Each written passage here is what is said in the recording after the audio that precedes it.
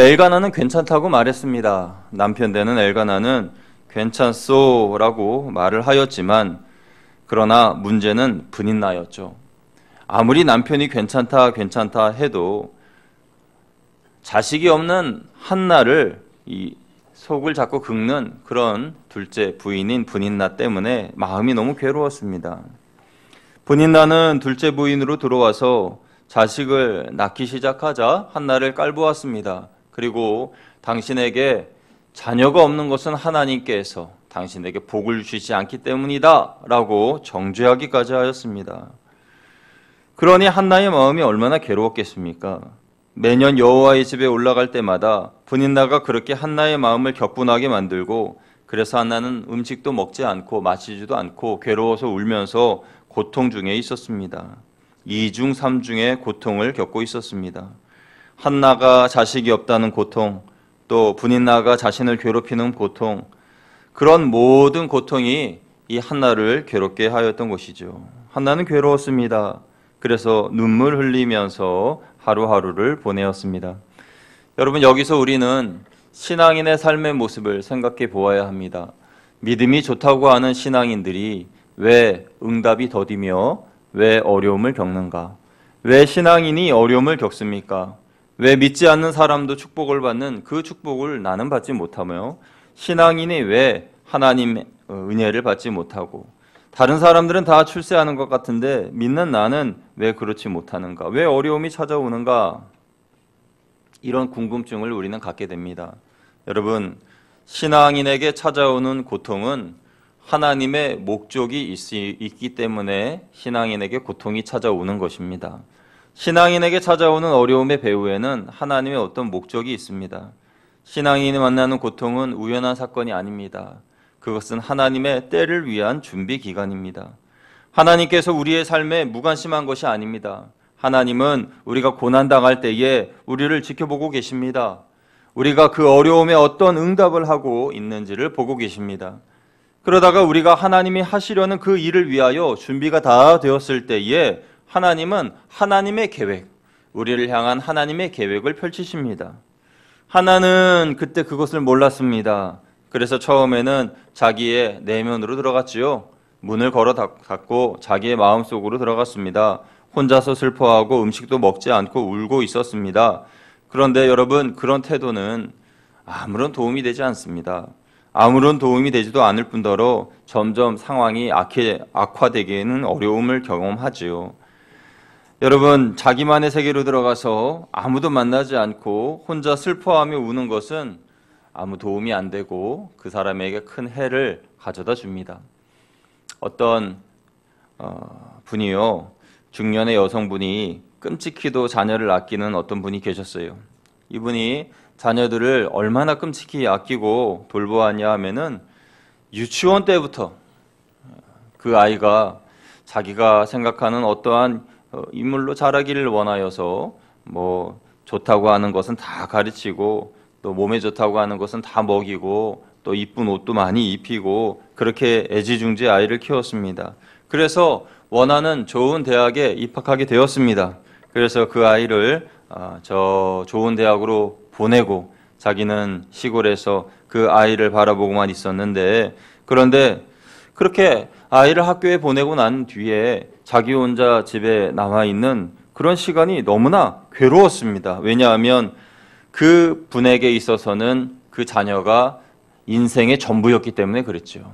그래서 그 학교로 보내고 난 후에 그곳에 매일매일 갈 수도 없는 노릇이고 혼자 있다 보니 너무나 삶이 허전하고 밤에 잠이 오지도 않고 식욕도 떨어지고 삶이 공허해지고 그렇게 사람도 만나지 않으면서 자꾸만 자기 자신 안으로만 들어갔습니다.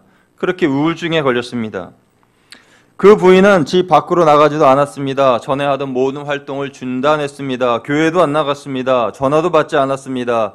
결국 스스로 극단적인 선택을 시도하기까지 되었습니다. 다행히 병원에 잘 치료되어서 고치게 되었지만은 여러분, 이런 극단적인 선택을 하기까지 문제는 그녀가 자기 자신 안으로만 자꾸 파고 들어갔다는 것이 문제입니다. 성경은 한나가 극단적인 선택을 할 지경에 이르렀다고 말하지는 않지만 오늘 본문에 보아 그녀의 증상은 분명히 우울증입니다. 우울증의 증상을 그녀도 가지고 있었습니다. 식욕을 잃어버리고 혼자서 오랜 시간 울고 있었습니다. 그녀는 혼자 버려진 것처럼 느껴졌습니다. 남편도 있고 주위에 그동안 친했던 친구들도 있었겠지만은 그러나 문제에 갇혀버리니 더 이상 그 문제로 인하여서 주위에 있는 사람들도 안 보이고 아무것도 보이지 않았습니다.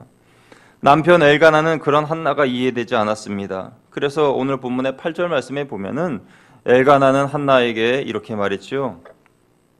한나여, 어찌하여 울며 어찌하여 먹지 않고 어찌하여 그대의 마음이 슬픕니까? 내가 그대에게 10 아들보다 낫지 아니하오. 이렇게 이야기했습니다. 내가 당신에게 10 아들보다 낫지 아니하오. 엘가나가 아내를 위로하는 심정은 알 수 있지만 엘가나 역시 많은 남편들처럼 아내의 마음을 잘 모르고 하는 소리입니다. 한나가 왜 우는지, 왜 슬퍼하는지 엘가나는 몰랐습니다. 그가 한나에게 내가 10 아들보다 낫지 아니하오 라는 이 말은 나 같은 남편이 있으니 아들은 없어도 되지 않소 라는 그런 이야기인데 이 말이 그 한나에게 위로가 되었겠습니까? 남편들은 아내의 감정을 잘 이해하지 못할 때가 많습니다. 아내가 무슨 문제에 대하여 말하면 어떤 해답을 찾아주려고 합니다. 그런데 아내는 해답을 원하는 것이 아니라 같이 대화하고 싶은 것입니다. 같이 고민하고 싶고 같이 마음을 나누고 싶은 것이죠. 그런데 남편은 그것을 모르고 그냥 해답만 찾아주려고 합니다. 공감해 주지 못합니다. 그럴 때 아내들은 답답하지요. 여러분 이런 이야기가 있습니다. 이것은 유머집에 있는 그런 유머인데요. 하나도 안 웃긴 유머입니다. 그런데도 제가 이 유머를 하는 이유는 이마만큼 남편들이 아내의 마음을 몰라준다 해서 그래서 적용하는 그런 예화인데요. 여러분 안 웃으셔도 아무런 상관은 없습니다. 이런 이야기예요. 어느 날 부인이 남편에게 물었어요. 여보, 만약에 우리 부모님과 나와 우리 애들이 물에 빠지면 누굴 제일 먼저 건져낼 거예요? 이렇게 물어본 거예요. 남편에게. 그러니까 남편이 곰곰이 생각하다가 부모님을 먼저 건져내야지. 그랬어요. 그러니까 속으로 좀 기분이 나빴습니다. 그래도 부모님을 공경해야 하니까 그래 부모님을 먼저 건질 수 있지. 맞아. 그렇게 생각하고 또 물었습니다. 그러면 애들하고 나하고 누굴 먼저 건져낼 거예요? 그러니까 애들을 건져내야지. 그랬어요. 그러니까 화가 났습니다. 그러면서 막 남편한테 따졌어요. 아니 그러면은 나는 왜 안 건져내는 거예요? 그러니까 그 남편이 하는 말이 농담조로 와이프는 다시 얻으면 되잖아. 그렇게 얘기를 했다는 거예요. 그러니까 이 아내 되신 분이 화가 나가지고 비록 농담이라고 하더라도 얼마나 화가 납니까? 그래가지고 화가 나서 씩씩거리고 계속 그 생각을 곱씹는 거예요. 아까 한나처럼 자꾸 자기 내면으로만 들어가는 거예요. 내면으로 들어가서 그 얘기를 곱씹고 화가 나고 막 우울증이 올라오고 스트레스를 막 받고 우울증도 생기고 그래서 자기 자신의 감정을 주체할 수 없는 단계까지 이르렀습니다. 그래서 정신적 치료를 받기 위해서 병원에 갔어요. 병원에 가서 의사 선생님한테 있었던 자초지종을 다 얘기하고 상담을 다 받고 그러면서 눈물을 펑펑 쏟으면서 울면서 어떻게 하면 좋겠냐고 의사 선생님한테 물어보죠. 그 의사 선생님이 한참을 듣다가 이야기를 합니다. 이렇게 대답을 했어요. 부인, 좋은 치료 방법이 있습니다. 제 아내도 얼마 전에 그런 질문을 해서 제가 일러준 적이 있는데요. 일단 수영을 배워보시는 게 어떻습니까?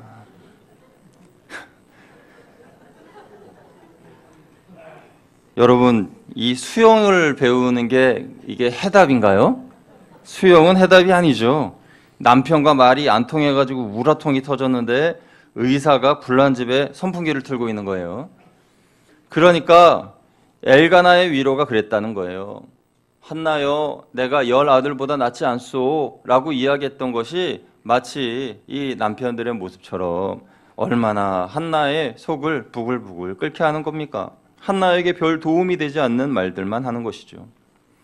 한나는 아무도 자기의 고통을 이해해 주지 못해서 슬퍼하다가 어느 날 도저히 견딜 수 없겠다. 도저히 참을 수가 없다 해서 그는 하나님의 전으로 들어갑니다. 앞서 말씀드린 예화의 그 중년 부인과 한나가 다른 것은 그 중년 부인은 어쩔 수가 없어서, 더 이상은 참을 수가 없어서 극단적인 방법을 선택했고, 한나는 어쩔 수가 없어서 더 이상 참을 수가 없어서 하나님의 전으로 나아가 하나님 앞에 무릎을 꿇었습니다. 그것이 차이점입니다. 물론 한나는 전에도 실로에서 제사 드릴 때에 자기의 문제를 가지고 하나님 앞에 기도를 했습니다. 그러나 한나는 이제는 하나님 앞에 나아가서 이전에 드리던 기도와는 다른 생명을 건, 목숨을 건 그야말로 결사적인 기도를 드리기 시작했습니다. 여러분, 그동안 여러분이 여러분의 문제를 놓고 얼마나 속앓이를 해오셨습니까? 한나는 수년을 그렇게 혼자서 슬퍼하며 괴로워했습니다. 아니, 조금 빨리 하나님 앞에 나아가서 토로하여 기도하면 좋았을 텐데 수년이나 걸렸어요. 그러니까 그렇게 몇 해를 지나서 속에서 속앓이를 하다가 속병이 들고 괴롭고 괴로운 나머지 이제는 하나님 앞에 나아간 한나의 모습이었죠. 여러분, 고민과 걱정과 염려는 하나님 앞에 빨리 쏟아놓을수록 내 건강에 더 좋은 것입니다. 한나는 하나님의 전으로 나아갔습니다. 한나는 하나님 계신 곳으로 가서 자신의 고민을 쏟아놓았습니다. 10절에 보면 거기서 한나는 마음이 괴로워서 여호와께 기도하고 통곡하였다라고 그랬어요. 엉엉 울면서 하나님 앞에 부르짖어 기도했는데, 그런데 그 기도 소리가 입 밖으로 안 나오니까 그 모습을 본 엘리 제사장이 술 취했다고 이야기할 정도로 그녀는 간절하게 하나님께 기도했습니다. 너무나 속이 상하고 어려움이 나오면은 이 입 밖으로 소리가 안 나오나 봐요. 그렇게 간절하게 하나님께 기도한 한나였습니다. 여러분, 오늘 한나의 이 모습을 통해서 우리는 어떻게 예배를 드려야 되는지에 대해 한번 생각해 보려고 합니다. 한나가 드린 예배는 첫째로 예배의 대상을 분명히 잘 알고 드리는 예배였습니다. 오늘 본문의 11절 말씀을 우리 같이 읽어볼까요? 12절 말씀에 보면은 같이 읽겠습니다. 시작. 서원하여 이르되 만군의 여호와여, 만일 주의 여종의 고통을 돌보시고 나를 기억하사 주의 여종을 잊지 아니하시고 주의 여종에게 아들을 주시면 내가 그의 평생의 그를 여호와께 드리고 삭도를 그의 머리에 대지 아니하겠나이다. 아멘. 이 11절 3관절에 누구의 이름을 불렀죠? 만군의 여호와여 하고 불렀습니다. 만군의 여호와여, 만군의 여호와여, 자비하신 여호와여, 사랑의 여호와여, 위로의 여호와여, 그렇게 부르지 않고 만군의 여호와여라고 불렀어요. 만군의 여호와라는 그 이름에는 어떤 의미가 있습니까? 강하신 하나님, 능력의 하나님, 전쟁에 능하신 하나님, 백전백승의 하나님, 모든 싸움에서 승리케 하신 하나님, 그 이름이 만군의 하나님 아닙니까? 만군의 하나님의 이름을 부른 이유는 언제나 나를 승리케 하신 하나님이라고 믿었기 때문에 그렇게 부른 것입니다. 오늘 한나가 하나님의 이름을 만군의 여호와여라고 불렀던 것은 지금 나의 상황에서 나를 대신하여 싸워 이겨주실 분은 오직 하나님 한 분밖에 없으시고 이 싸움에서 하나님이 나를 이기게 해주실 겁니다 라는 그런 뜻에서 만군의 여호와여라고 부른 것입니다. 여러분, 우리는 예배 드릴 때에 하나님이 어떤 분인지를 잘 알고 예배 드려야 합니다. 우리는 하나님의 이름을 부를 때에도 하나님이 얼마나 크신 분인지를 잘 알고 불러야 합니다. 왜냐하면 우리의 기도의 크기는 우리가 받을 기도의 응답의 크기를 결정하기 때문입니다. 내가 어떤 기도를 드리느냐에 따라서 그 응답이 달라지게 된다는 것이죠. 한나는 하나님께 예배 드릴 때에 전능하신 하나님을 불렀고 기도할 때에도 전능하신 하나님께 아뢰었습니다. 그러므로 그녀가 받을 기도의 응답은 전능하신 하나님이 베푸실 응답이었죠. 둘째로 한나는 약속을 지킬 준비를 갖추고 예배를 드렸습니다. 한나가 드린 기도를 보면 이 기도를 우리는 서원기도라고 합니다. 서원기도, 하나님께 바라고 아뢰어 드리는 기도죠. 하나님께서 주의 여종을 기억해 주시면, 저에게 아들을 주시면 제가 그 아들을 하나님께 드리겠습니다 라고 하며 서원하여 드리는 기도를 서원기도라고 합니다. 어떤 분은 이런 기도는 하나님과 흥정하는 것 같은 기도여서 조금 불경스럽지 않나, 하나님 앞에 온전치 못한, 온순하지 못한 그런 기도가 아닌가라는 생각을 하실지 모르겠어요. 그러나 이 한나의 기도, 이 서원 기도는 흥정의 기도가 아니라 어떤 새로운 깨달음에 대한 간구의 기도입니다. 무엇을 깨달은 것일까요? 하나님이 생명을 주시는 것은, 하나님이 자녀를 주시는 것은 전적으로 하나님의 능력이시고, 그리고 하나님의 것을 나에게 잠깐 맡기실 뿐이다라는 그런 깨달음이었습니다. 그러니까 여러 해 동안 자식이 없이 지낸 한나가 깨닫게 된 것은 하나님이 주시는 자녀는 부모의 것이 아니라 하나님의 것이라는 것입니다. 그래서 하나님의 것이니 하나님께 드리겠습니다 라고 말씀드린 거예요. 흥정하거나 거래한 것이 아니라는 거죠. 자식은 하나님의 것이고 하나님이 잠깐 동안 그 부모에게 맡겨주시는 태의 열매입니다. 장차 하나님이 쓰시기 위해 맡겨주시는 것입니다. 더구나 한나를 통해 주실 이 아들 사무엘은 어떤 사람입니까? 하나님의 영광을 위하여서, 이스라엘을 위하여서 선지자로서의 사명을 감당할 귀한 인물 아닙니까? 그 인물을 하나님께서 한나를 통하여 주시려고 하신 것입니다. 하나님은 한나가 준비될 때까지 기다리셨습니다. 어쩌면 한나가 하나님 저에게 아들을 주시면 그 아들을 하나님께 바치겠나이다 라는 준비된 이 기도를 기다리고 계셨는지도 모릅니다.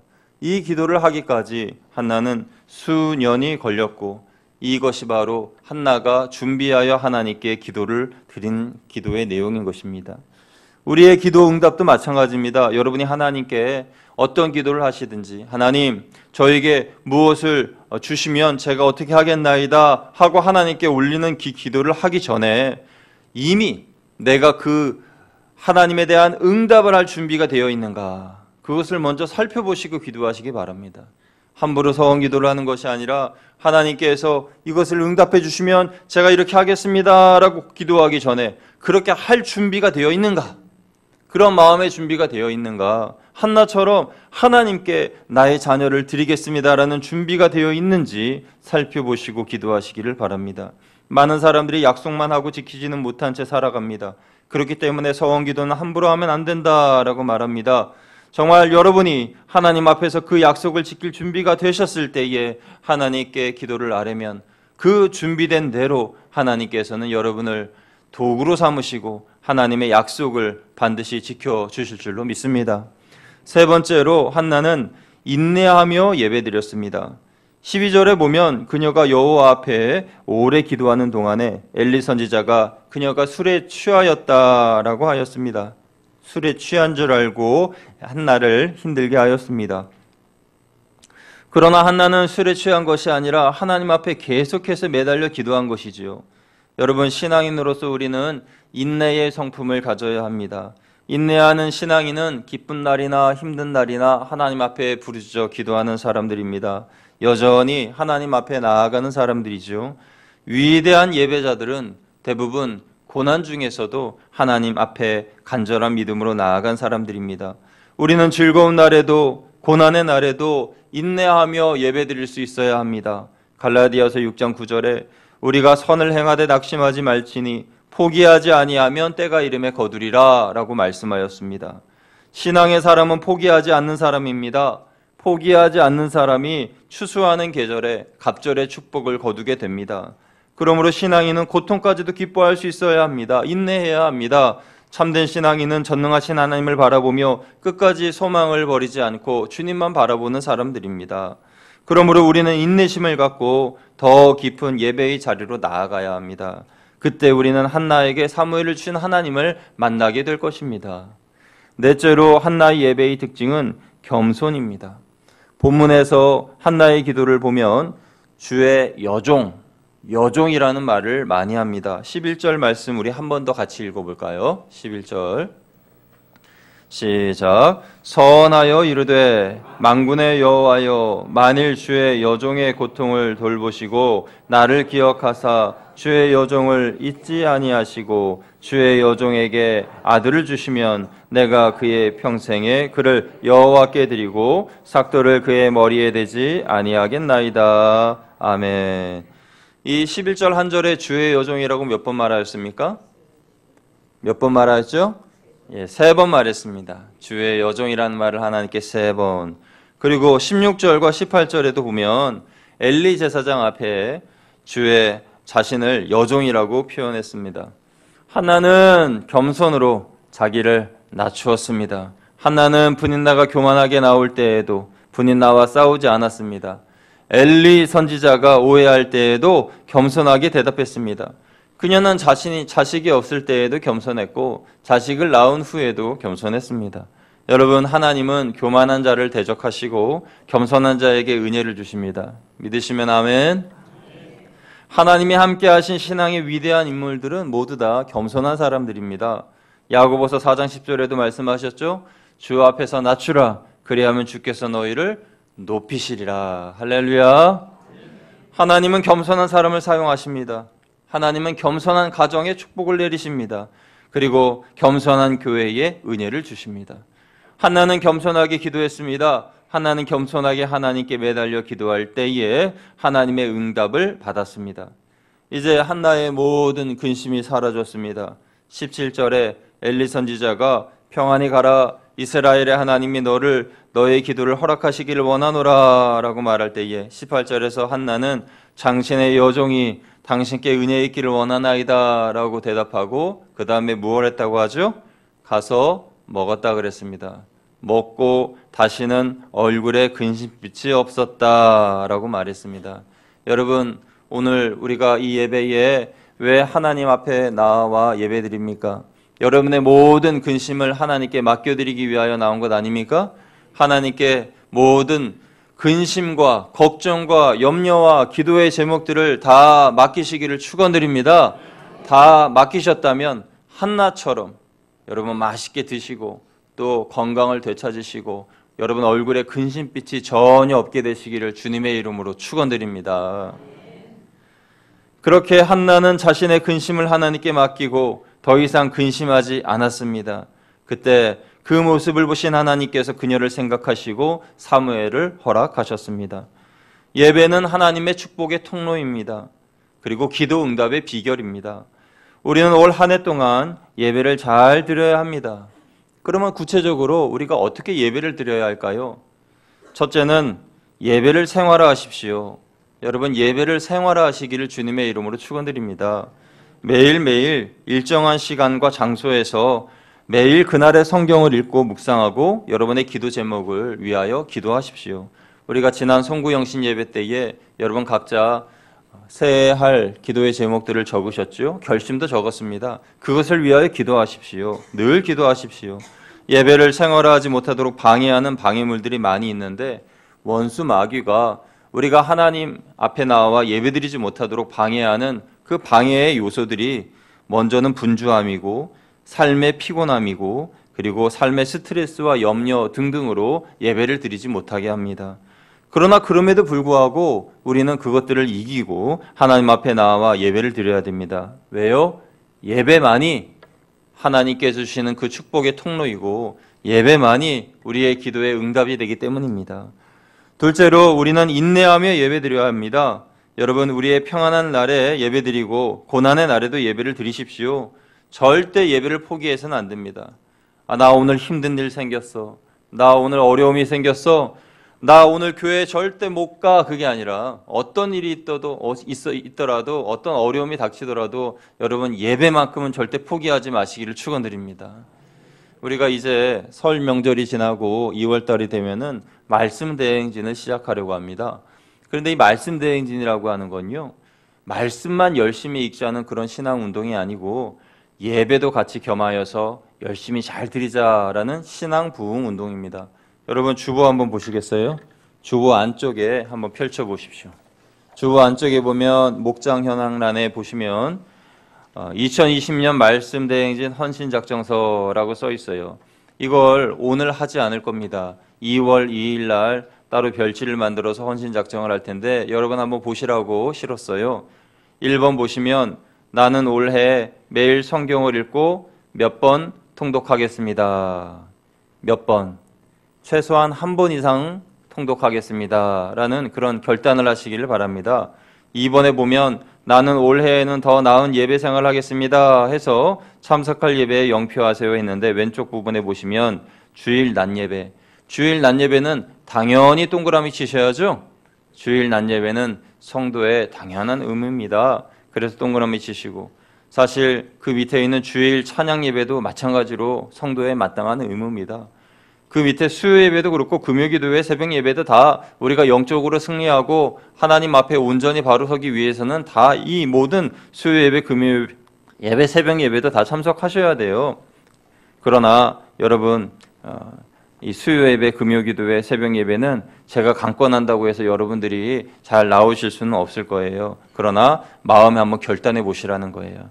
왼쪽 부분에 보시면 화요 중보기도가 우리 화요일마다 있고, 모교 사역 예배 10시 30분이죠. 구역 예배, 개인 큐티, 성경 통독 이런 항목들을 마련해 놓았습니다. 여기에 다 한번 여러분 헌신하셔서 동그라미 치셔서 내가 한번 열심히 한번 해보겠다라는 것입니다. 이렇게 한번 결단하시는 여러분 되셨으면 좋겠습니다. 그 밑에 3번에도 보시면 나는 매일 경건의 시간을 가지며 하나님 제게 어떤 복을 주시겠습니까? 그리고 누구에게 사랑을 실천할까요? 라고 질문하며 사랑을 실천한다. 이것은 여러분이 개인 큐티할 때에 새벽에 또는 주무시기 전에 항상 자신에게 물어보는 겁니다. 그리고 4번, 나는 누구의 구원을 위하여 매일 기도하고 교회를 초대하겠습니다. 여러분 2월 2일까지 여러분 한번 생각해 보시고 마음속에 결단하신 후에 2월 2일에 한번 적는 그런 시간을 가져보았으면 좋겠습니다. 이것이 우리가 하나님 앞에 예배드리는 올 한 해의 또 예배가 됩니다. 세 번째로 우리는 겸손하게 예배드려야 됩니다. 지난주 설교 중에 예배의 자세가 중요하다라고 말씀드렸죠. 오늘 우리는 예배드릴 때에 앉아서 예배드리지만은 구약에서 말씀하는 예배는 엎드려 절하며 예배드리는 것입니다. 우리가 이 장의자에 앉아 있어서 엎드려 절하며 예배드릴 수는 없어요. 그러나 우리는 마음만큼은 하나님 앞에 엎드려 절하며 예배드리자라고 말씀드렸습니다. 겸손한 예배, 하나님 앞에 하나님을 경외하며 드리는 예배, 그 예배를 하나님이 기뻐 받으십니다. 그래서 하나님께서 한나의 태를 열어주셨습니다. 예배를 통해서 그녀는 이스라엘 역사상 가장 위대한 하나님의 선지자를 낳는 기쁨을 얻게 되었습니다.